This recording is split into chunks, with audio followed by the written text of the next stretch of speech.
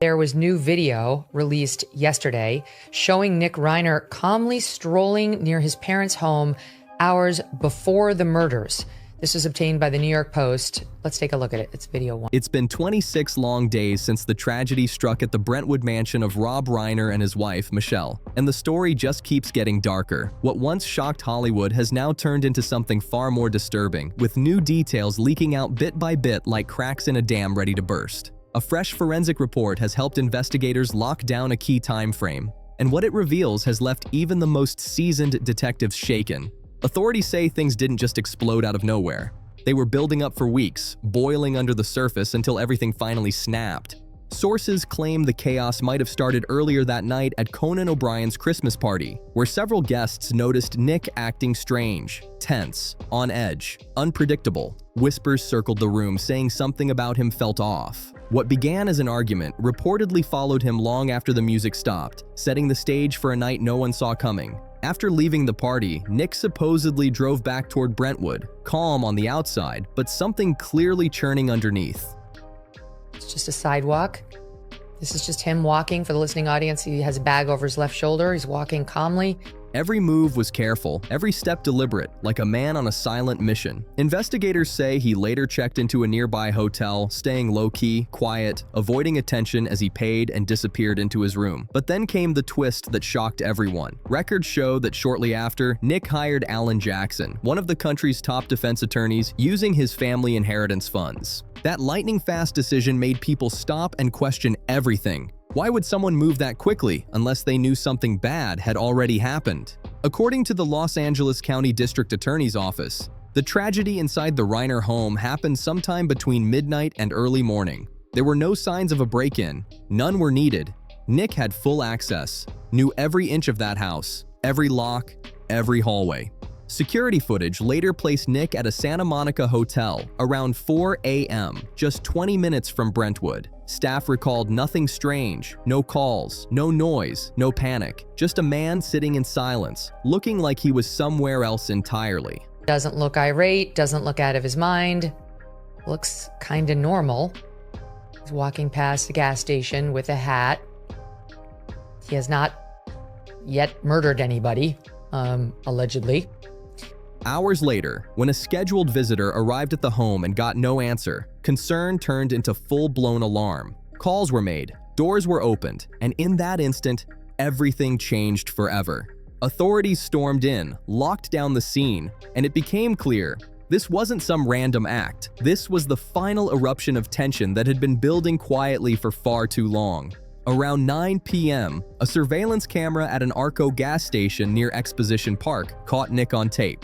Buying a sports drink, pacing, scanning his surroundings like he was waiting for something. Even then, he looked restless but steady enough to finish his purchase. Just 15 minutes later, around 9:15 p.m., LAPD officers working with U.S. Marshals moved in and detained him nearby.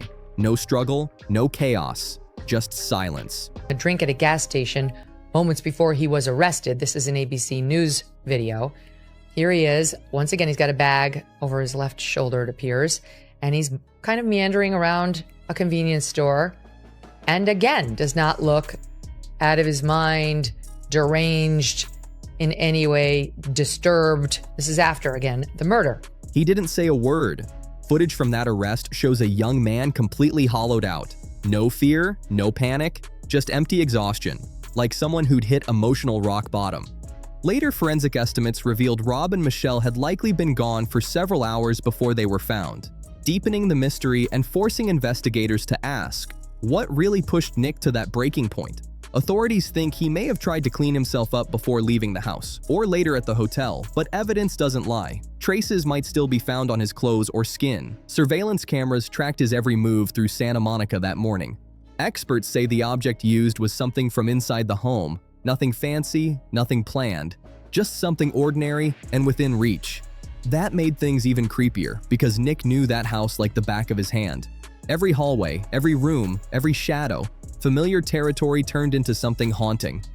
As the investigation deepened, early theories started to crumble. What was first thought to be one single act turned out to be multiple violent injuries, confirmed by forensic analysis. And with that, the story took an even darker turn, one that Hollywood will be whispering about for years to come. The truth turned out to be far more twisted and unsettling. Professor Joseph Scott Morgan, a well-known forensic expert, explained that repeated injuries usually mean intentional harm, not a sudden burst of emotion. He said these moments take control, precision, and time, not quick rage. Experts also pointed out that when different wounds appear together, it proves the event lasted longer, not just a few seconds of chaos. This wasn't something that happened in a blink, it built up over time. Forensic specialists said scenes like this are nothing like in the movies. They take strength, coordination, and close contact, which makes it all even more chilling. Investigators later said the whole thing looked planned, not random. Every move pointed to intention, not impulse. Then came an even darker piece of information. Early reports hinted the couple might have been resting when everything began. If that's true, it means the person behind it knew their habits, their comfort zones, their weak spots. Experts explained that when something happens at that close distance, it shows a full invasion of personal space, not detached or distant, but controlled and deliberate. One more video I want to show you. This is of him surrendering on an LA street as the cops corner him. This is a little harder to see, but you can see a bit. Hold on. Where did we get this? Oh, this is from the New York Post. Okay. The law enforcement has since said he went into custody willingly. He didn't resist arrest. Every new discovery confirmed one thing. Whoever did this knew the house well, had access, and could walk in without being noticed. That instantly narrowed the investigation. But soon, attention shifted to what happened next. Reports claimed Nick allegedly used his family inheritance money to hire a lawyer. The revelation stunned the public. Questions blew up overnight. How expensive could this defense be? And where was that money really coming from? Nick didn't have his own solid income. Most of his past work was small projects tied to his father, which made the funding impossible to overlook.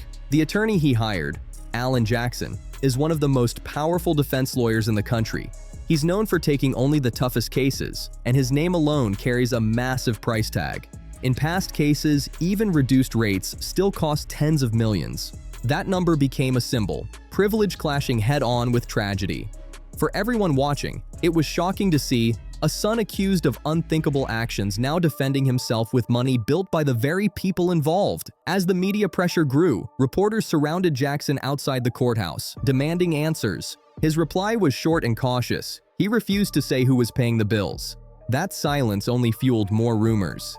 Some believed he took the case for publicity, while others whispered about private deals happening behind closed doors. Then, on December 18, 2025, came a shocking twist that no one expected. Insiders close to the Reiner family dropped a bombshell. The massive legal fees for Nick's defense were reportedly being paid out of the Reiner estate, valued at nearly $200 million. Sources said surviving relatives were behind the decision, believing that a mental health-based defense was the most compassionate route to take. They reportedly felt this approach honored what Rob and Michelle might have wanted for their son, keeping in line with California's legal framework.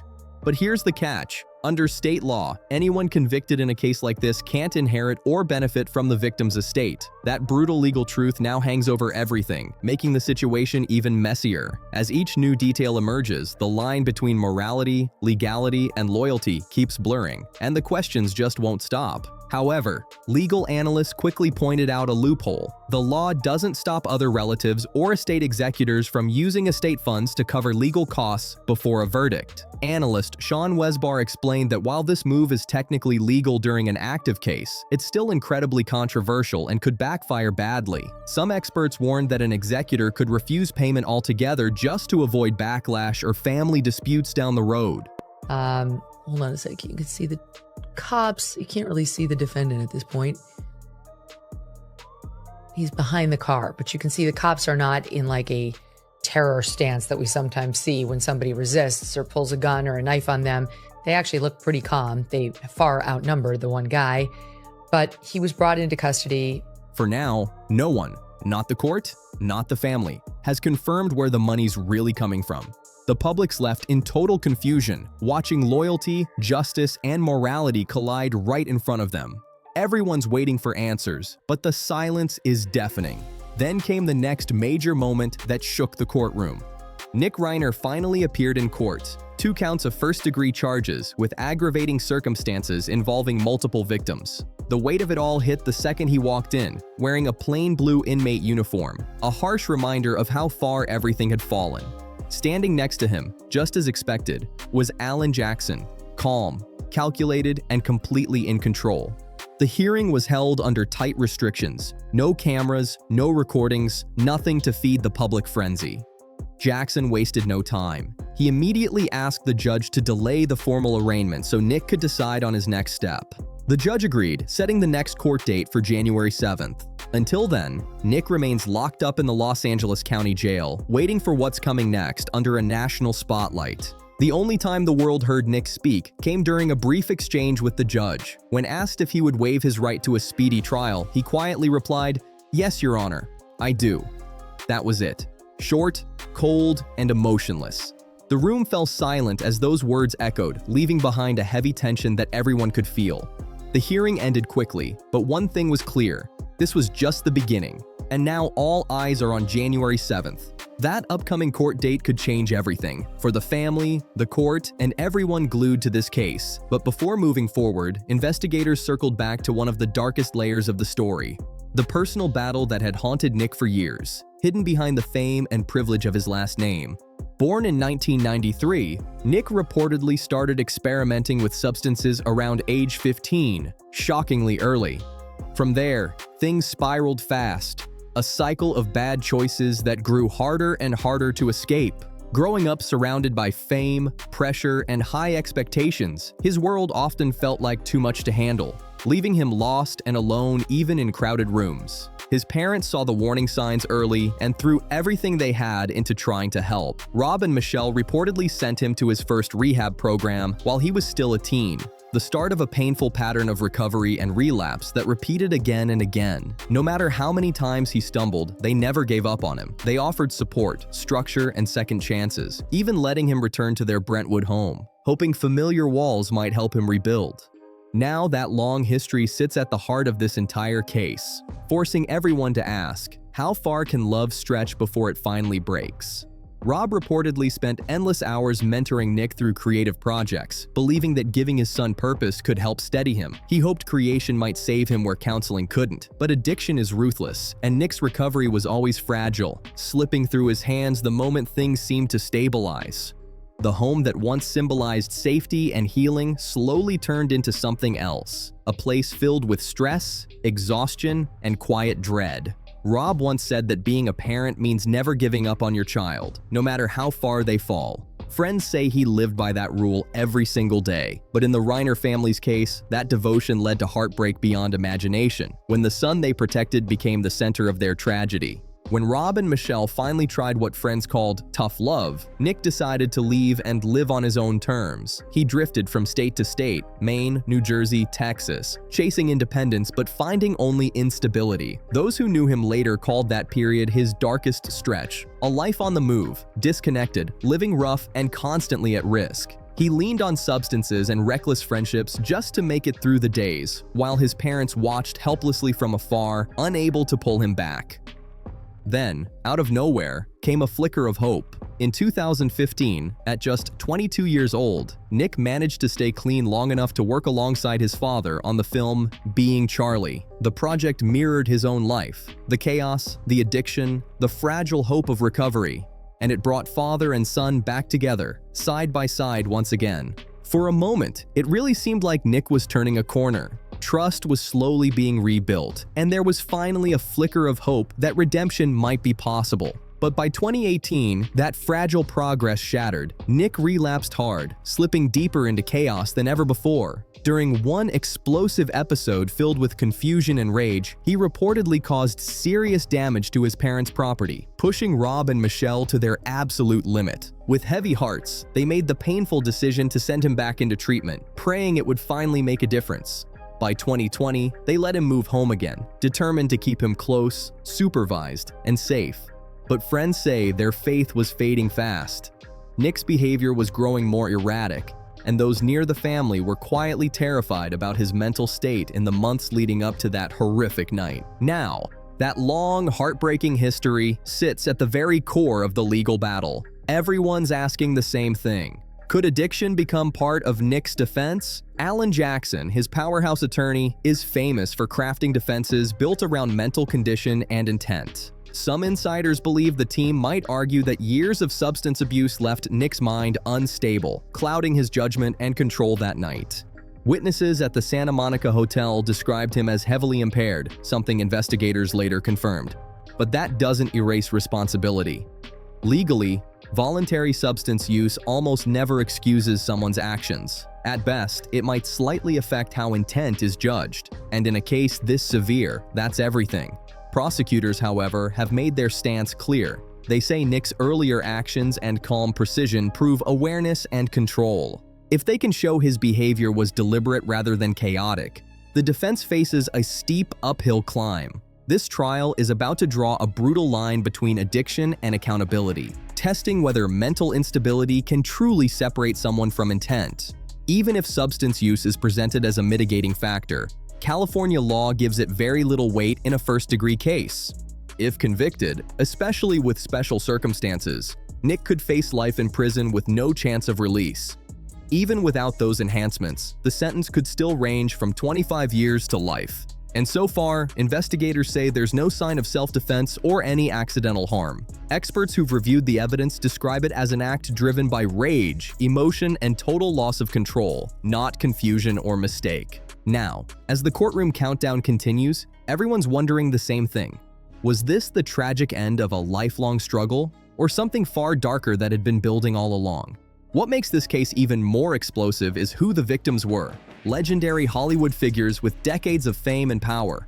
The potential witness list reads like a red carpet lineup: Conan O'Brien, Larry David, and Billy Crystal. Testimony from names like that could turn this into one of the biggest courtroom spectacles the media has ever seen. Legal experts are already calling it a future landmark case, the kind of trial America can't look away from. Insiders believe the proceedings might not even start until late 2026 or early 2027, and talk of a plea deal almost non-existent. Prosecutor Nathan Hochman is expected to go all in, building his case around physical evidence and a clear chain of escalation, arguing that everything Nick did showed planning and awareness, not chaos or confusion. Every single part of Nick's past will now be picked apart. His history of relapse, his mental state, even his smallest actions that night.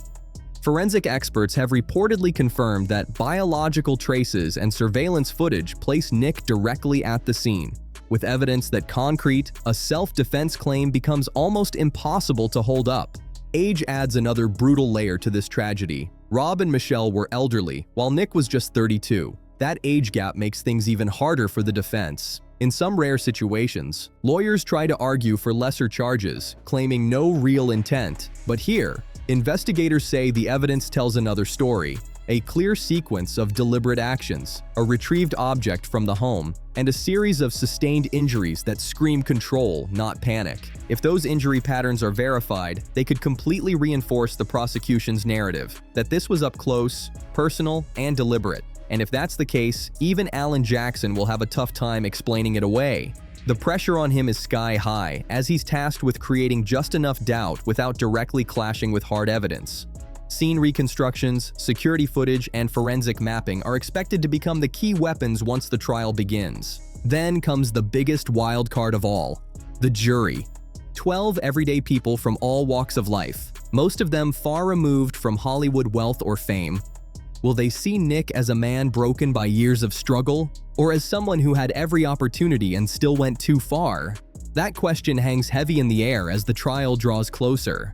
And once again, all roads lead back to that fateful night that changed everything. It all seems to trace back to the night that set everything in motion: Conan O'Brien's annual Christmas party.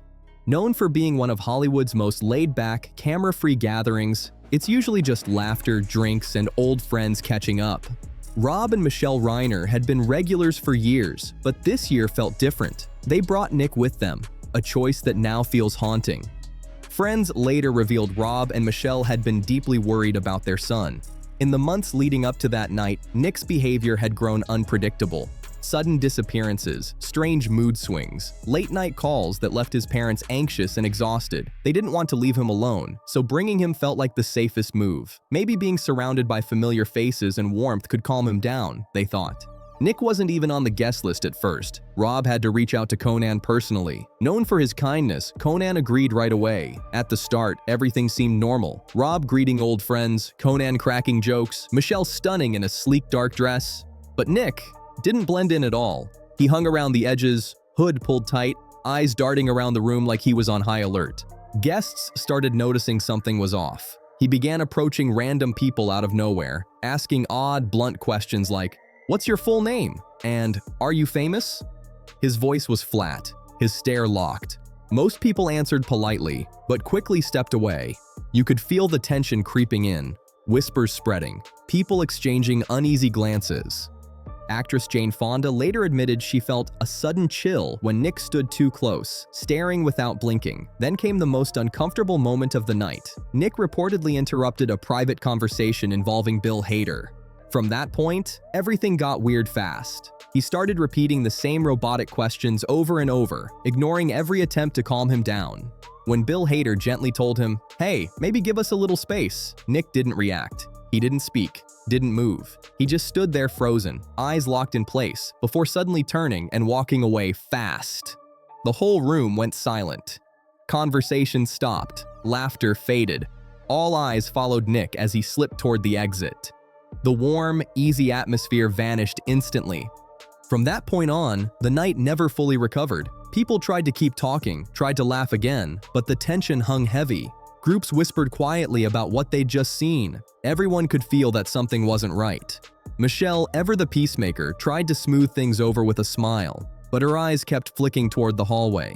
Rob, always protective, stayed close, keeping a quiet watch while pretending everything was fine. He followed Nick at a distance, careful not to cause a scene. But witnesses say Nick seemed detached, moving through the house like he wasn't really there. Drifting from the living room to the patio to the bar, eyes distant, expression blank. That uneasy energy never lifted. It lingered in the air long after Nick disappeared from sight, leaving guests wondering if they'd just witnessed the start of something no one could stop. Witnesses said Nick was mumbling under his breath, clutching a drink he barely touched. He looked distant, lost, almost haunted. At one point, Rob walked over near the kitchen, gently placing a hand on his son's shoulder and asking softly, "Hey buddy, you okay?" Someone close enough to hear said Nick didn't answer. He just stared straight ahead, tense, then slowly drifted away again. By around 10 p.m., the party was in full swing, music loud, people laughing, but the Reiners were done.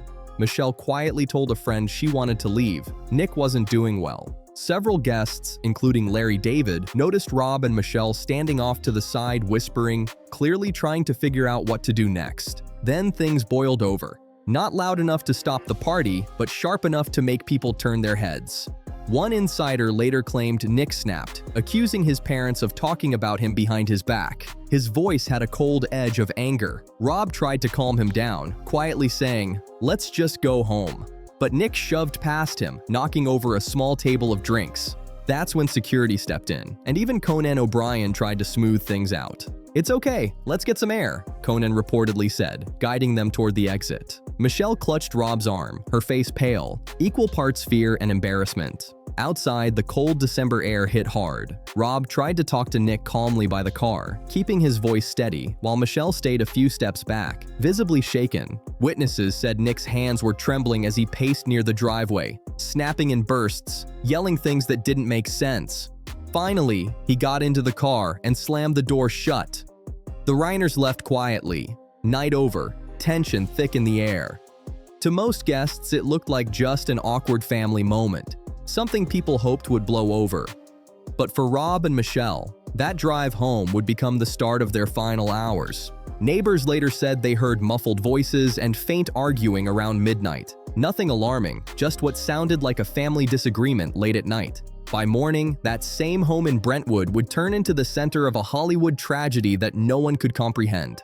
Investigators believe the drive home was tense. Nick still agitated, accusing his parents of embarrassing him in front of everyone. Rob tried to calm him, telling him to just rest and breathe. But once inside the house, things didn't settle down. They escalated fast. Forensic experts now think that sometime between midnight and the early morning hours, Nick entered the master bedroom where his parents were resting. What happened next is still hard to process. What pushed him over the edge, anger, confusion, or total emotional collapse, remains a mystery. Investigators only describe what followed as an extreme act, too disturbing to spell out fully in public records. What makes it even harder to accept is how ordinary that evening had started. A holiday party, laughter, familiar faces, and cautious hope. Friends later said Rob and Michelle truly believed their son was making progress, never imagining that within hours, that hope would shatter completely. Rob and Michelle truly thought things were finally turning around. They believed the therapy and medication were helping, and Rob had even started talking about a new creative project the two could work on together. Something steady, constructive, and grounding. A project that might finally give Nick direction again. No one could have imagined how fast everything would unravel. By the very next afternoon, everything had changed forever.